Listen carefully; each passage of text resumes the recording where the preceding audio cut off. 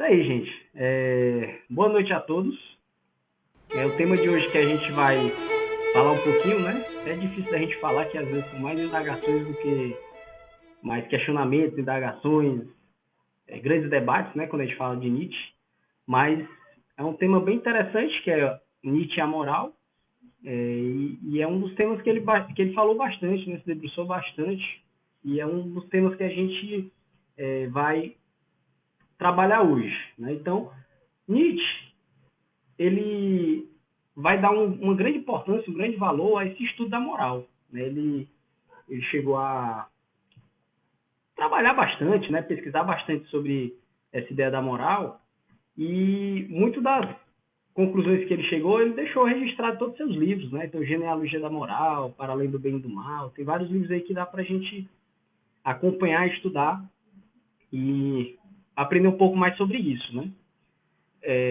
Quem não está ainda na Crop Play, né, o pessoal aí do Instagram, lá no Crop Play a gente está soltando também os slides. Então, vão ter slides para acompanhar esse tema, né, que a gente está estudando. E aí recomendo a todos que se inscrevam lá, que é um excelente canal lá de acesso à cultura, à filosofia, história, enfim, música, né, muito importante. Bom, moral, né? Um tema muito falado, mas que eu queria falar um pouco das duas grandes ideias que se coloca desse tema da moral, né? Primeiro, moral, ela deriva do mores, né, que significa usos e costumes, lá para os gregos. E é interessante a gente pensar um pouco nisso, por quê? Porque, meio que vulgarmente, né, acabou se estendendo que a moral é algo mutável, algo temporal, algo que muda constantemente. Então, a gente acabou reduzindo a ideia da moral a apenas um costume que existe numa sociedade, numa cidade, num grupo, e esse costume ele muda, né? Então, o que há 30 anos atrás a gente aceitava, hoje em dia a gente não aceita mais, né? Então seria algo extremamente variado, múltiplo, né? Que não é algo que é único, né? A moral é algo extremamente variado entre as sociedades, entre as civilizações, enfim. Isso é a ideia que a gente quer abordar um pouco. Por quê? Porque é justamente esse ponto, é justamente nesse ponto que Nietzsche vai trabalhar bastante essa ideia do que seria moral, né? Ele vai colocar uma coisa interessante, que isso a filosofia tradicional como um todo fala bastante disso, né? Ele vai colocar que a moral ela vai ter, digamos, dois tipos de moral, né? Uma temporal e outra que está enraizada em ideias imutáveis, né? Que seria uma moral transcendente, né? Outros vão falar de uma ética, enfim, vários nomes, mas a ideia aqui da gente diferenciar um pouco essa ideia de uma moral temporal e de uma moral transcendente. Essa moral transcendente ela vai estar para além dos costumes e das modas temporais. Então é algo que vai estar para além desses detalhes que a gente acaba vivendo no dia a dia, na vida, né? Então, esses costumes, sei lá, que você fala, o brasileiro tem o costume de ter o jeitinho brasileiro, e ou tem o costume de escutar tal tipo de música. Enfim, são costumes que mudam ao longo do tempo, né? Eu gosto sempre de pensar nos valores que a gente tem constantemente no dia a dia, que esses valores eles mudam bastante, né? Então, se há 100 anos atrás os vossos filhos, né, resolvessem casar com 18 anos, saírem de casa, constituir família, seria um susto para a gente hoje, né? Mas que há 100 anos atrás é algo extremamente normal e aceitável, né? E se fosse há 100 anos atrás a pessoa resolver morar com os pais e não casar, ou casar depois dos 30, dos 40, então já ficava uma coisa muito extrema para aquela época, né? Que era outra cultura, outra época, né? Enfim, essa moral é a moral temporal. Ela muda ao longo dos tempos. Mas, de certa forma, existe uma moral atemporal que essa não mudaria, né? Que esse é o foco do estudo que Nietzsche fez também, né? Então, existe uma relação também entre o ser humano e a moral. Como é que a gente pode fazer essa relação? Quando o cumprimento dessa moral transcendental conduzirá os homens a cumprirem a própria função evolutiva de desenvolvimento, que é a ideia de que essa moral seria um caminho. Mas essa moral que está ligada a essa ideia transcendental. Não seria uma moral, dos costumes, como a gente estava comentando. Não seria isso. Isso não necessariamente não vai proporcionar esse desenvolvimento. Seria a ideia da moral como um caminho. São várias? São. Mas quando você pensa a moral como um caminho de um aperfeiçoamento, de uma melhora individual, seria essa moral transcendental. Né? Esse é que é o ponto. É como até tem essa imagem aí no slide, né? Quem está na própria play está vendo essa imagem, que tem um homem se construindo, né? Com a marreta, né? Uma picareta, ele está se construindo, que seria esse trabalho da moral. Então é diferente de você ter uma prática de vida, um estilo de vida, que vá proporcionar um desenvolvimento individual, uma construção, um crescimento individual. Diferente de você se enquadrar numa regra social, no moralismo, em alguma ideia que muitas vezes vai até se ultrapassar, né? Que daqui 20, 30 anos vai deixar de existir, vai ficar algo extremamente ultrapassado e em desuso, né? E aí o ponto é justamente esse. O grande problema é o de conhecer esta moral e vivê-la, essa moral transcendental. Né? Por quê? Porque a gente geralmente está preso a essas morais temporais. Né? A gente vai ter, de fato, uma grande missão humana de encontrar essa moral transcendental. E aí, uma ideia bem interessante que a gente pode falar é sobre as famosas escolas de mistério.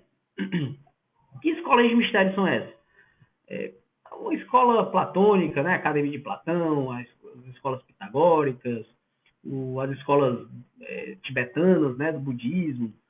Todas essas escolas, que a gente pode chamar como essas escolas de mistério, elas existem em todos os tempos e todos os lugares, todas as civilizações, enfim, todos os lugares nós encontramos essas escolas. E elas constituíam disciplinas codificadas, disciplinas que davam sentido para essa moral transcendental. Lembrando que não é criar uma forma rígida de você viver aquilo e, através daquela vivência, evoluir. Até mesmo porque essa moral temporal é mutável, então vai mudar. Então, da forma que os budistas estruturaram a moral deles é diferente dos pitagóricos, que é diferente da Academia de Platão. Mas todos falaram um pouco, todos abordaram, trabalharam com essa ideia dessa moral como aperfeiçoamento. Era, ao mesmo tempo, universidades científicas, igrejas religiosas, centro político e um lar para as personalidades desses filósofos.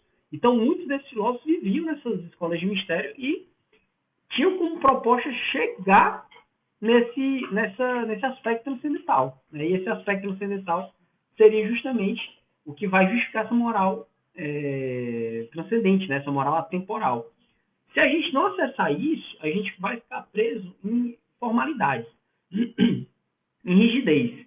Então, se hoje eu quiser viver essa moral transcendental dos gregos, eu não vou fazer igual a Academia de Platão, porque é outra época, é outro tempo, é outro momento. Né? Da mesma forma, eu não deveria fazer igual uma escola, uma corrente histórica, fazer da mesma forma. Por quê? Porque são outros tempos, então a gente teria que encontrar no tempo que a gente vive hoje como viver essa moral transcendental. Né? Com o estilo de vida que a gente tem hoje, com a forma que a gente encara o trabalho, a forma que a gente está inserido na sociedade, enfim, os divertimentos que nós temos, como a gente vive o mundo hoje, como é que a gente poderia encarar essa moral transcendental? Como é que a gente podia enxergar esses elementos mais sutis, mais superiores no homem e poder estruturar nessa moral para a gente? Lembrando que não vamos montar um código de regras, isso é até uma das coisas que o Nietzsche bateu muito, né? Eu não vou montar um código de regras e vou seguir essas regras. Né? Sei lá, digamos, eu criar o Bushido e agora eu vou seguir essas regras e eu vou evoluir com isso. Não. E se a gente fizer isso, vai ser algo extremamente rígido e pode ser que essa moral sirva para uma pessoa, mas não sirva para outra. Então, isso é uma coisa muito importante, seria a gente entender que a gente teria que isso é um pouquinho do relativismo, mas que não se desprende do absoluto. Por quê? Porque existe esse fim transcendente. Mas é relativo por quê? Porque para as pessoas alcançarem esse fim transcendente, cada um vai alcançar da sua forma. Né? Então, a gente não pode achar que existe uma fórmula mágica para evoluir as pessoas, uma fórmula mágica de desenvolvimento das pessoas. Então, vou pegar uma receita de bolo, vou colocar para todo mundo e todo mundo vai evoluir com aquilo. Não, cada um vai ter sua forma. Mas é aí que é o ponto. Se eu estiver focado nessa moral transcendental, eu conseguiria achar esse estilo de vida, essa forma de viver que me permitiria me conectar com esse aspecto eterno, né? Então, e essas escolas de mistério na atividade, elas tinham como proposta fazer essa conexão, né? Fazer essa ligação. Então, a iniciação nos mistérios acelerava o tempo para o discípulo, que amadurecia internamente muito mais depressa. Então, a ideia dessas grandes escolas era fazer um aceleramento, uma aceleração, né? Fazer que o ser humano pudesse ter uma possibilidade de chegar mais rápido nesse desenvolvimento. E aí, outro ponto importante são as virtudes, né? Quando a gente fala dessa ideia da moral, é falar das virtudes.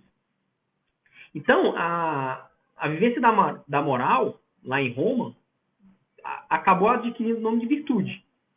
Então, o que era ser virtuoso para os romanos? Ser moral. Então, por isso que a gente tem que desvincular também um pouco essa ideia da moral, da virtude, né? Moral e virtude, com palavras, né? É pontual, então é virtuoso. Não necessariamente. Se for de acordo com essa ideia que os romanos trouxeram, para eu ser pontual como virtuoso e ser algo moral, eu teria que conectar com esse aspecto transcendental. Se eu conectar com esse aspecto transcendental, sim, aí passa a ser virtude. Né? E aí é interessante porque essas virtudes acabam sendo como se fossem ferramentas mesmo para a gente poder ter esse desenvolvimento. E a virtude é a vivência consciente das normas do caminho. Esse caminho, essa moral como um caminho de desenvolvimento humano, seria uma ferramenta para a gente se desenvolver. Né? Seria essas normas. Não imaginar normas que são normas estabelecidas na sociedade que a gente tem que obedecer. Não. Inclusive, lembrar que muitos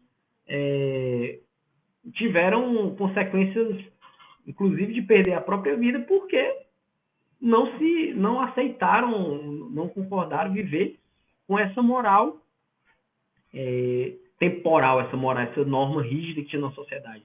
Basta lembrar de Sócrates, basta lembrar de Giordano Bruno, né? Pessoas que não faziam parte daquele mundo, não aceitavam aquele mundo. Então, acabaram perdendo a vida por conta disso. Né?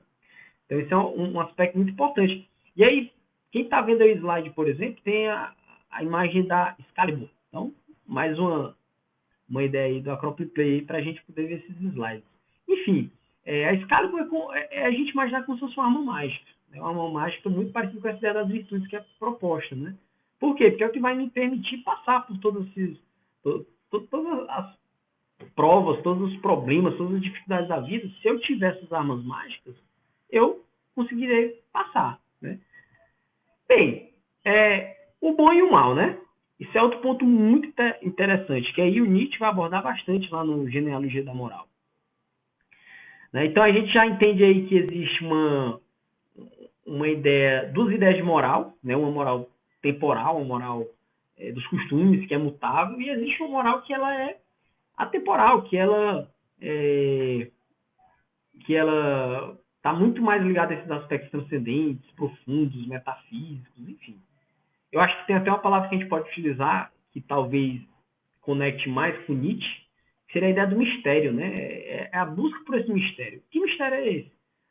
São os grandes mistérios da vida que a gente não sabe o que é, não tem conhecimento, não entende. Então, sei lá, se eu for colocar aqui algumas ideias, vão ter muitas, né? Mas o que é a morte? O que é a vida? O que é a eternidade? O que é o universo? Para que vivemos? São muitas perguntas que a gente pode responder através disso. Eu acho que esse mistério seria um pouco essa ideia transcendental. Enfim, então tem essa moral temporal, a moral transcendental. A moral é o caminho do desenvolvimento humano. Nesse caminho nós vamos ter essas virtudes como essas armas, essas ferramentas que vão nos ajudar a se aperfeiçoar nesse sentido. Bom, Aí, uma das críticas muito fortes que o Nietzsche faz nesse processo desse estudo da moral, né, lembrando que é o que o filósofo tem que focar é nessa moral transcendental, porque é o que vai permitir ele ser filósofo e não ser alguém que reproduz as ideias daquela sociedade, né? Isso é até interessante, porque o filósofo ele não está preso, ele não deveria estar preso, né, a essas regras, não deveria estar preso a essas normas. Então, uma das críticas que ele faz muito a esse aspecto da moral é quando a gente acaba enrijecendo essas normas, que aí ele vai dizer que passa a ser uma criação humana, é um processo de criação humana. Então, se eu crio tais regras e agora eu imponho essas regras e as pessoas vão ter que seguir, vão ter que obedecer essas regras, mas a que custo eu fiz essas regras, né? A que preço? Para que eu fiz essas regras? Né? Estou atendendo a interesses de quem?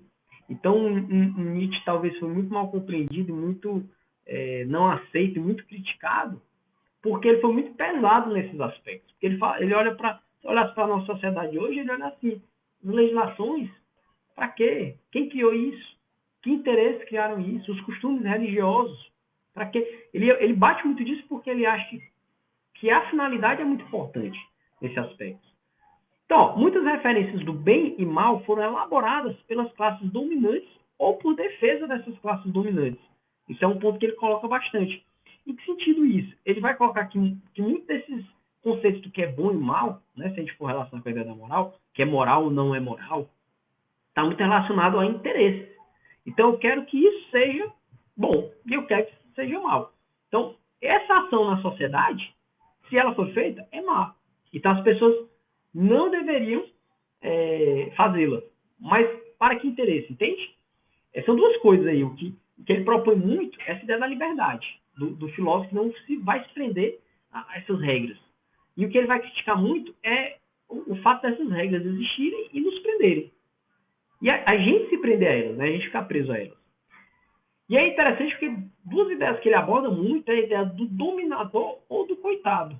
Né? Que são duas ideias que estão muito presentes na nossa sociedade de hoje, na época que ele escreveu também, e que a gente pode colocar como algo que impede muita gente de ser filósofo. A gente fica muito preso a isso. Por quê? Porque a ideia do dominador é a ideia de que se eu for forte, se eu vencer, se eu conseguir dominar as pessoas, se eu conseguir estar acima, que isso é o que envolve muito, né, esses problemas na nossa sociedade, no que tange a vaidade, no que tange orgulho, consumismo, né? Está muito presente na nossa sociedade, que eu tenho que ter, eu posso, eu quero, enfim. Isso é um grande problema para esse desenvolvimento humano, porque eu fico preso nesse estereótipo. E o outro que ele vai falar é o do coitado. É o do o pobre coitado que nunca teve nada, que foi sempre explorado, que nunca conseguiu fazer nada e que a culpa é do outro que dominou ele. Então, esse é outro ponto que ele bate muito na tecla. Por quê? Porque o filósofo ele nem pode ser vítima e nem ele pode ser orgulhoso. Ele não pode estar preso nessas duas coisas. Né? Eu acho que uma das palavras muito importantes para a filosofia seria a humildade. Né? Lembrar do grande Sócrates. Né? Só sei que nada sei. Então, através dessa humildade é que vai permitir que a gente possa conhecer a si mesmo e conhecer esse mistério. Né? Esses grandes mistérios que é o que move a filosofia, sempre moveu. Né? Então, esses são dois pontos que ele bate muito. É tomar cuidado com essa ideia dessa mentalidade do domínio, do dominador, do forte, da ideia do coitado. Né? Não deveria estar preso nisso. Né? E aí é interessante porque ele vai colocar que aí nasce o problema do peso na consciência. Isso, para ele, é algo extremamente antifilosófico, se você fala dessa ideia do peso na consciência. Por quê? Porque para Nietzsche, toda vez que você tem um peso na consciência, você não aprende, você não desenvolve, você não entende as coisas, você não cresce, você não entende a si mesmo. Então, esse problema do peso na consciência é algo que a gente deveria extirpar. Por quê? Porque ele vai, inclusive, colocar o nascimento desse peso da consciência humana justamente nessa criação desses conceitos. O que é bom, o que é mal, o que deve ser feito, o que não deve ser feito. Estava atendendo a que interesses isso, né? Então, quando ele coloca que isso acaba sendo implantado e que as pessoas ficam presas nisso, vai surgir o peso na consciência. Por quê? Porque se socialmente, culturalmente, historicamente, eu estou fazendo algo que não é aceito, que não é bom, eu estou começando a desenvolver um peso na consciência, né? Mas e aí, é bom mesmo isso? Isso é uma das perguntas que ele mais faz. É bom para quê, né? A título de quê, né? Porque muitas vezes a gente fica preso mesmo nessas visões limitadas da sociedade e acaba por ficar preso à culpa, à pena de si mesmo, enfim, aos medos, a vários problemas que são gerados. Outro ponto que ele coloca em relação às pequenas morais, né, que é o que a gente está falando no início, dessa moral temporal, que ele chamaria de pequenas morais, né, seria, por exemplo, a visão do credor e devedor. Isso é uma das coisas que ele bate muito. Por quê? Porque a gente, às vezes, fica muito preso a essa ideia do sujeito que crê e que deve. Né? Então, o cara que alguém me deu algo e eu devo algo a alguém. Né? Então, isso ele vai bater muito nas religiões, que o quê? O sujeito já nasce devendo. Ele já nasce com culpa e devendo. E a vida dele vai ser pautada, vai ser feita para que ele possa pagar essa dívida que ele contraiu já ao nascer. Então, isso é um dos pontos. Isso é totalmente antifilosófico. Você agir para pagar o que você deve. Né? E que, no caso aqui dessa moral que a gente está falando, foi algo que foi imposto. Algo que foi implantado na sociedade que acabou se tornando uma moral temporal que está permeando a nossa vida como um todo, né? Outro ponto que ele bate muito, né? E ele sempre bate nisso, é a ideia de ser julgado por um ser invisível. Né? Isso que acontece muito com as religiões, né? De você estereotipar um Deus, né? De você trazer a ideia de um Deus vingativo, de um Deus punitivo, e que esse Deus vai estar olhando, que esse Deus vai estar mediando sua vida, que você tem que, a qualquer preço, viver de acordo com aquelas regras que é imposto para fazer esse pagamento a esse Deus, esse ser invisível, e ainda ser julgado por ele. Né? E isso tudo acaba gerando o problema da culpa, que é outro ponto que ele bate bastante, é o problema da culpa. A gente tem culpa por quê? Porque se criou uma estrutura pequena, uma estrutura dessas pequenas morais, que a gente tem que seguir, que a gente tem que obedecer, e que se a gente não segue, muitas delas são impossíveis de serem seguidas, né? Porque são algo que existiria uma destruição, aniquilação da nossa personalidade, dos nossos instintos, é algo que a gente não tem nível para fazer de forma alguma. Pelo menos eu não tenho, e acho que praticamente todo mundo que eu conheço também não tem esse nível. E aí a gente acaba desenvolvendo uma culpa. Uma culpa porque não consegue pagar a dívida e sabe que vai ser mal julgado por esse ser invisível. Então ele bate muito nessa tecla do problema da culpa, né? E aí a saída dessa moral acaba nos levando a punição e castigo. Se desenvolve, inclusive ele bate muito mesmo na sociedade, que é essa questão das punições e os castigos. As penas, as penalidades, ele coloca muito isso. Isso é uma reflexão muito legal que a gente pode fazer na nossa vida mesmo, em relação a essa questão da pena, né?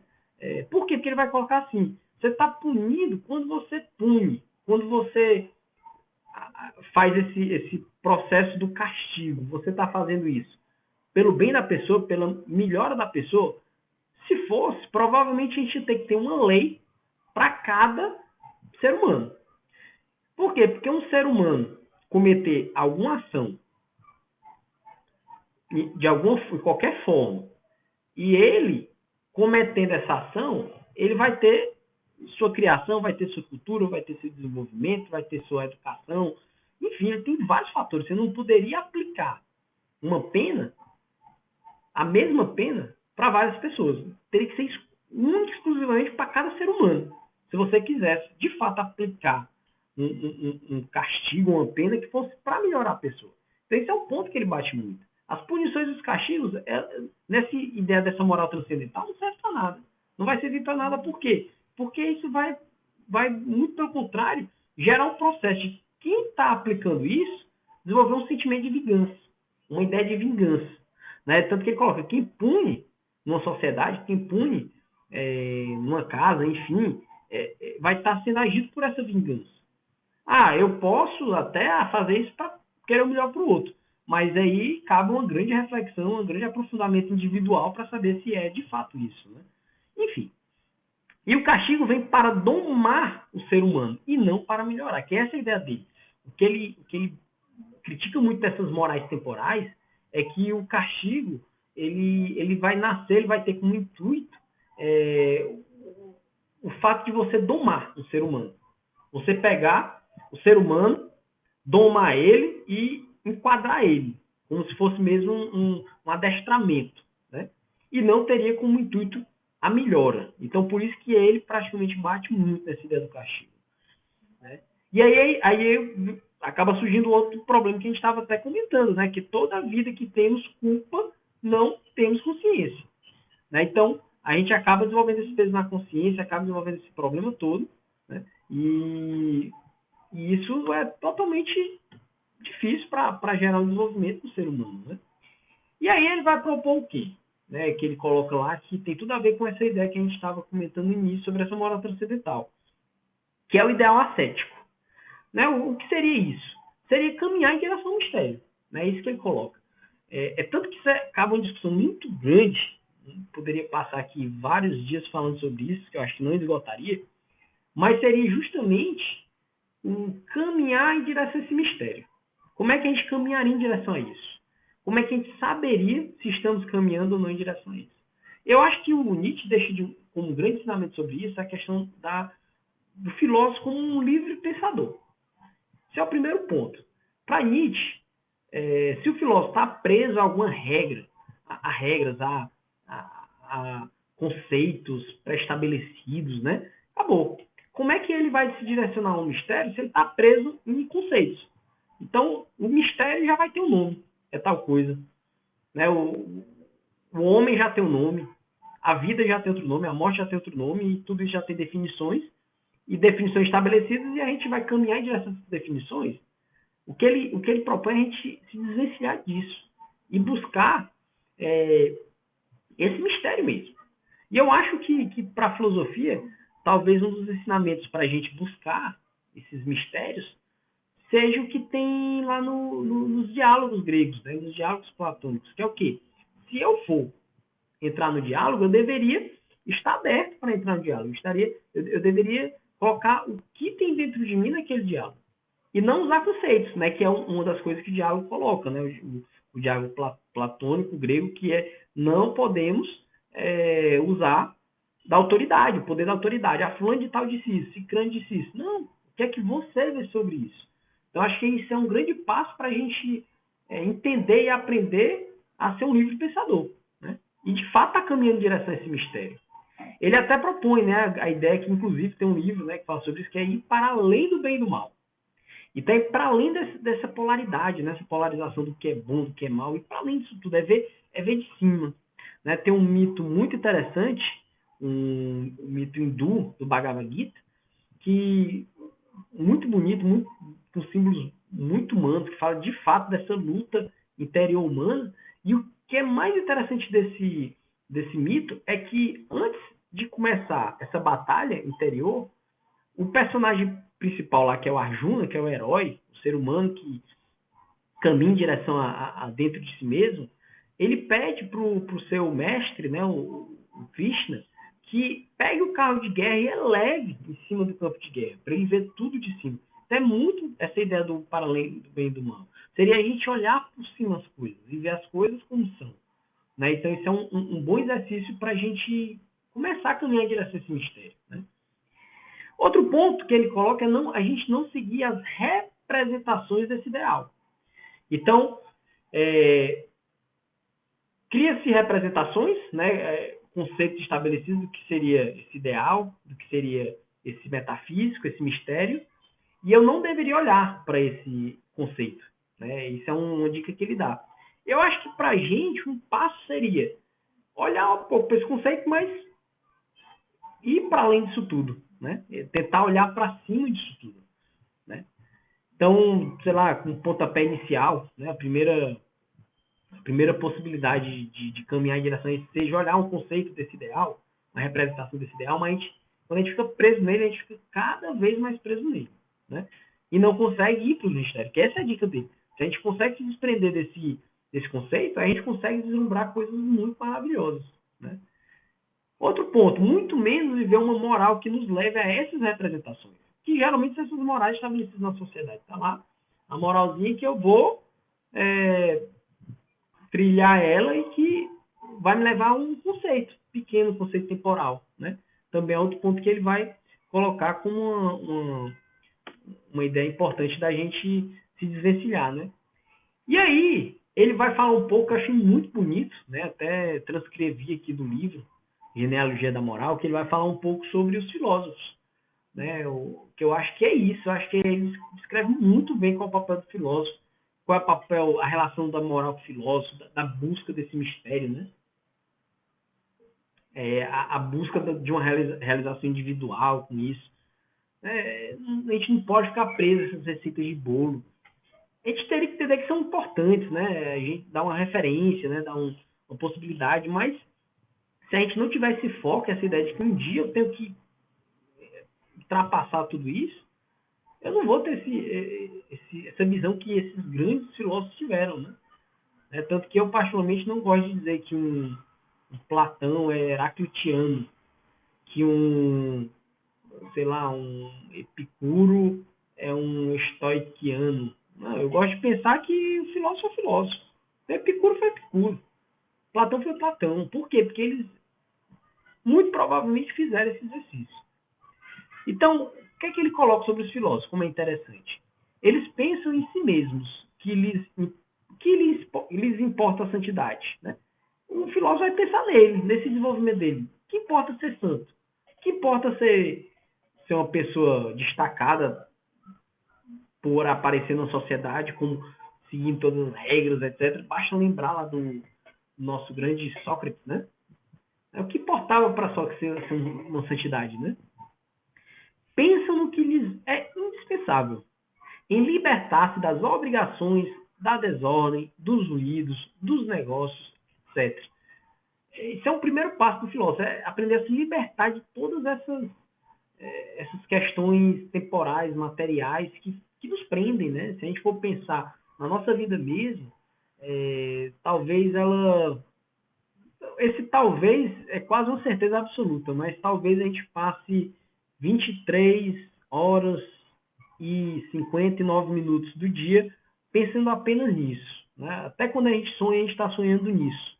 Que é o quê? É se enquadrar nas necessidades da sociedade, se enquadrar nas necessidades materiais, na necessidade de ser aceito, de fazer parte, de querer, no nosso linguajar atual, de querer aquele carro, de querer aquele celular, aquela TV, de alimentar isso, de querer ser aquele cara importante no Instagram, de querer ser aquele cara importante nas redes sociais. Então, isso para o filósofo não importa. Isso para o filósofo ele não pode estar perdido nisso. Se ele ficar preso a isso, ele não vai desenvolver esse aspecto filosófico dele, né? Outro ponto que ele coloca também, continuando nessa ideia do filósofo, é interlúcio do espírito, em que haja impulso e voo às suas ideias. Então, o que importaria para o filósofo seria deixar esse espírito nosso, né, do ser humano individual, lúcido, acordado, né? E que a gente possa direcionar as nossas ideias. A gente extrapolar toda essa caixinha que nós vivemos e buscar essas nossas ideias, né? Por ideal ascético, entendem o ascetismo alegre de um animal que se divinizou. Né? Então, da mesma forma que essa imagem que coloca de um animal que se divinizou, seria justamente esse ser humano que fica pleno. Né? Se a gente fosse usar palavras atuais, é o ser humano pleno, é a plenitude, realizado, que não precisa de mais nada além de ser a ele mesmo. Né? Que voou do ninho e que faz pairar o seu voo por cima da vida. Então, isso é outro ponto muito importante que ele vai colocar, que é justamente voar por cima da vida. Né? Uma visão interessante do filósofo seria a gente olhar para tudo isso que acontece na sociedade, no mundo, toda essa problemática, e andar por cima disso tudo, ver tudo de cima. ter uma... o que nessas tradições antigas, como o budismo, como as escolas pitagóricas, como Platão falava também, né, um grande filósofo Platão, que seria elevar a consciência. Né? Essa ideia do elevar a consciência, essa imagem, seria elevar a consciência para ver tudo de cima, ver as coisas como são. E, de fato, isso é muito importante. É aquela famosa imagem da montanha, né? A montanha como símbolo dessa elevação da consciência, com uma possibilidade da gente subir na montanha e ver todas as coisas como são. Se a gente desce da montanha e se mistura na cidade, se mistura nas ruas, com as pessoas, a gente vai ver recortes, a gente vai ver muitos pedaços, a gente não vai conseguir ter essa visão do todo, das coisas como são. E a ideia de subir na montanha e ver as coisas de cima, você vai identificar aquilo. Ali é uma casa, ali é uma pessoa, ali é um carro, ali é uma bicicleta, aquilo outro. Enfim, você vai ter uma visão das coisas. E isso é a ideia do elevar a consciência, do despertar da consciência. Né? E essa é a dica que ele dá para os filósofos. Né? Para ele, esse ideal ascético é o mais importante. Esse ideal ascético não tem receita, não tem fórmula, uma forma estabelecida, não dá para você escrever. Você pode até escrever num livro a sua visão que você teve desse ideal ascético, mas foi a sua visão, não é o caminho de fato, né? E aí a gente une as duas coisas, essa moral temporal a atemporal. Nietzsche faz bem isso. Para Nietzsche, unir essas duas coisas, a moral temporal com a atemporal, seria olhar para esse ideal ascético, olhar para esse elemento extremamente interno da gente, sutil, e caminhar em direção a ele. Ser livre dessas amarras do mundo, da sociedade, da gente, e caminhar em direção a ele. Ficou mudo.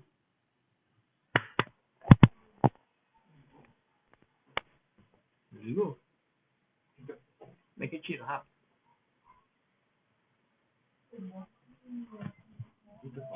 Oi? Oi, gente. Tá tendo um probleminha técnico aqui no som, mas vai dar certo. Gente, é isso. Um pouquinho aqui que eu queria passar na live era isso mesmo, aqui, dessa ideia da gente entender mesmo essa moral transcendental e que a vida deveria ser uma busca para isso. Né? Deveria ser uma busca para chegar a isso.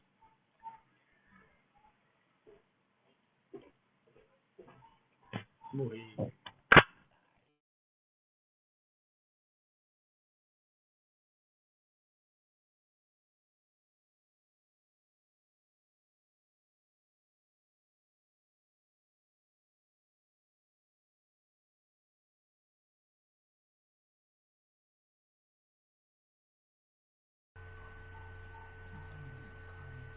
Muito bom.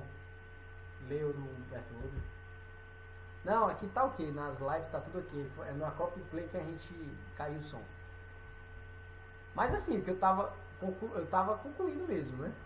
Pra quem tá acompanhando aí. Só lembrando um pouco, eu tava concluindo a ideia do Nietzsche, que ele vai pensar essa ideia do filósofo, essa ideia da moral, como o filósofo como alguém que vai buscar esses mistérios, que não vai se prender às regras, não vai se prender a esses esquemas sociais, etc. E ele vai buscar essa realização através dessa vivência da moral, que ele vai chamar de moral, essa moral ascética, né? Que seria de fato elevar a consciência, colocar a consciência assim, ver as coisas de cima. Né? Então essa seria a conclusão. Né? Que aí a gente pode relacionar a ideia da moral temporal com a moral atemporal. Né? Por quê? Porque essa moral temporal, se a gente fosse pensar socialmente, como é que a gente pensaria? Eu deveria criar minhas regras, minhas legislações, buscando um aspecto bem profundo, um aspecto mistério, que não buscar isso por interesse econômico, por interesse de uma sociedade, entende? Então isso é um ponto importante, né? Seria de fato a gente buscar esse ponto. E é interessante a gente pensar nisso, por quê? Porque mesmo assim, ainda não vai servir para todos, porque essa moral temporal deveria ser individual. E aí, cabe a reflexão da gente entender que a filosofia ela é algo feita para cada um trilhar sua trilha. Não dá pra gente querer fazer filosofia de massa, massificar a filosofia e todo mundo ser filósofo. Não, a filosofia é de cada um. Ou a pessoa se inclina para isso, a pessoa vive isso, ou não é filósofo. Entende? A filosofia é de cada um. Essa tomar de consciência individual, ninguém vai te fazer tomar consciência. Chegar para você, eu vou fazer sua consciência desenvolver. Não, é você que tem que desenvolver essa consciência. Por isso que Nietzsche intriga tanto, né? Porque ele vai jogar, escancarar isso na nossa cara. Ou você de fato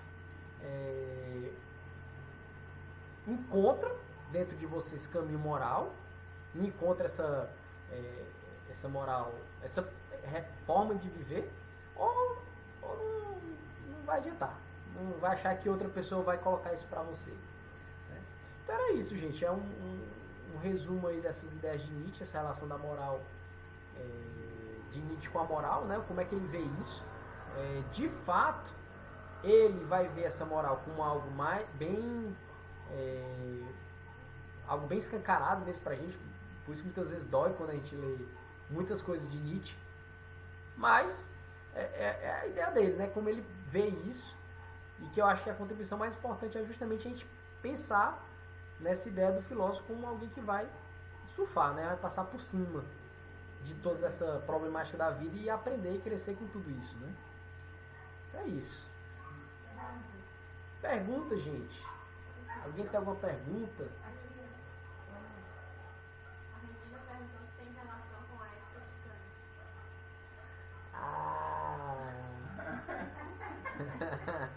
Tive várias discussões sobre isso internas e com várias pessoas. A pergunta foi a seguinte: qual a relação dessa moral com a de Kant? Eu diria que eles se amam e se odeiam. Por quê? Porque o Nietzsche ele vai bater um pouco na ideia de Kant de trazer um esquema. Que esquema?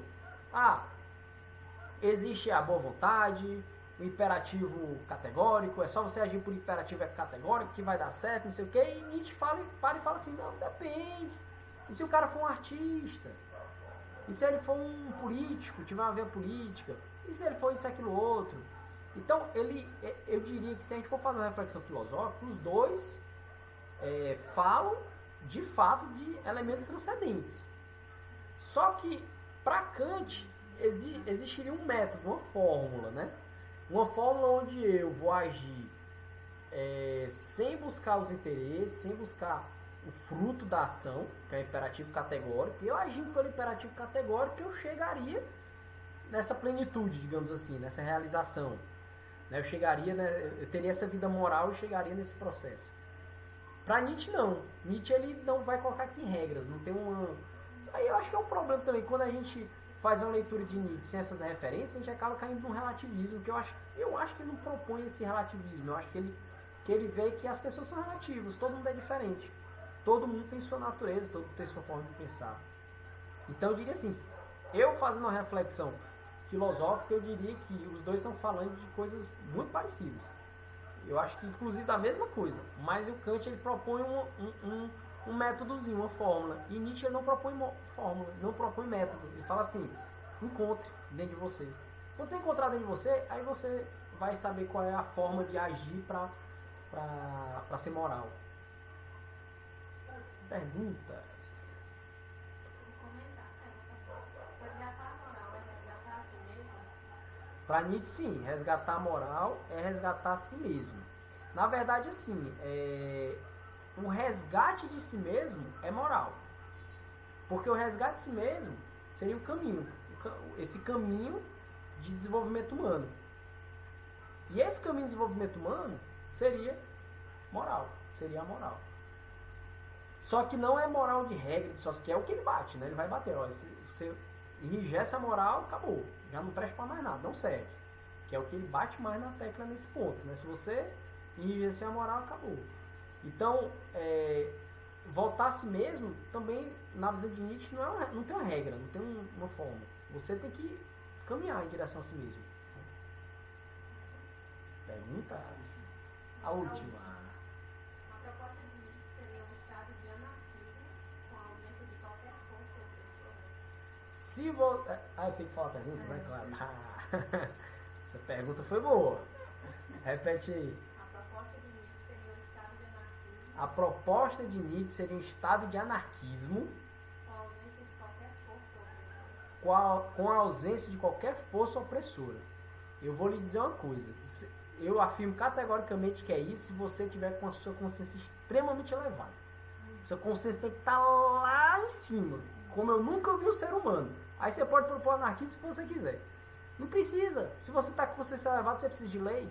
Precisa. Você precisa de legislações? Você precisa de regra? Não precisa. Você sabe o que tem que fazer. Agora, como a gente não sabe o que fazer, a nossa consciência está lá embaixo, a gente é extremamente animalesco, grotesco, cheio de interesse, instinto, em relação com as pessoas buscando alguma troca, querendo alguma coisa. É óbvio que a gente precisa de legislações, de regras, não pode matar, não pode roubar, não pode fazer. Agora, se tivesse consciência elevada, você pode chamar o que quiser. Anarquismo, comunismo, capitalismo, o que você chamar, resolve. Isso não vai servir. Eu acho que para Nietzsche o anarquismo não serve. Nada serve, nem anarquismo, nem socialismo, nada. Só o fato de você falar é anarquismo, você já está enrijecendo. Para Nietzsche isso não vai servir. Gostei da pergunta, vou perguntar. Gente, é isso. Muito obrigado pela atenção de todos. E adorei estar com todos vocês. Um grande abraço virtual para vocês.